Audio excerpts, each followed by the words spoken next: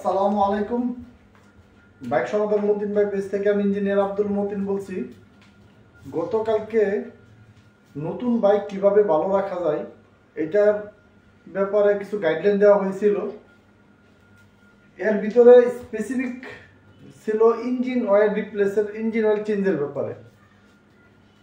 এখানে বলে দেওয়া হয়েছিল 2000 কিলোমিটার পর পর ইঞ্জিন অয়েল চেঞ্জের ব্যাপারে। অনেকে আমাকে ফোন করেছে যে ভাইয়া আমাদের ম্যানুয়ালে লেখা আছে প্রতি 6000, 5000 বা 3000 কিলোমিটার পর পর, আপনি বললেন 2000, কনফিউশন তৈরি হয়ে গেছে।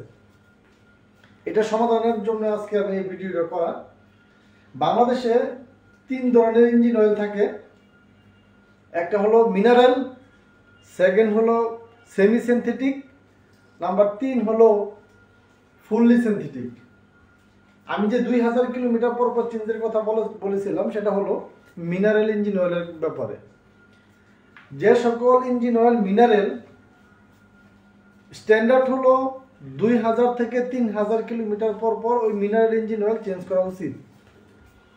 যদি আপনার ম্যানুয়াল বইয়ে বা সার্ভিস বুকে কোনো ম্যানুফ্যাকচার লেখে থাকে যে না আপনার আর বেশি দিন পর পর আপনি চেঞ্জ করতে পারবেন, তাহলে ওটা ফলো করতে পারেন।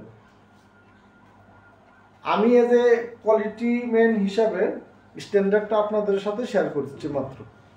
নাম্বার 2 হলো সেমি সিনথেটিক। এটার স্ট্যান্ডার্ডটা হলো প্রতি 4 থেকে 5000 কিলোমিটার।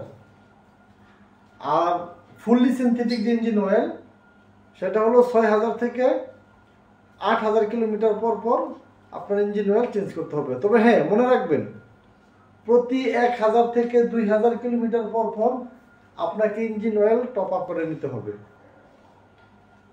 আমার এই ভিডিও যদি আপনাদের কোনো হেল্প লেগে থাকে বা আপনার বাইকের কোনো সমস্যা ফেস করে থাকেন, বাংলাদেশ এবং বিশ্বের যে কোনো জায়গা থেকে কমেন্টস করে জানাতে পারেন।